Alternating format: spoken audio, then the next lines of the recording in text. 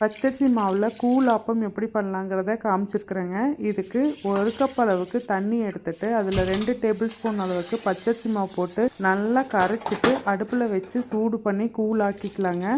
நான் காமிச்சிருக்கிறத விட இன்னுமே கொஞ்சம் தண்ணியாக இருந்ததுன்னா நல்லா இருந்திருக்கும். அரை மூடி தேங்காயில் தேங்காய் பால் எடுத்து வச்சுட்டு அந்த 1.5 கப் தேங்காய் பாலுக்கு 1 கப் அளவுக்கு பச்சரிசி மாவு உப்பு சேர்த்து நல்லா கரைச்சிக்கலாம்.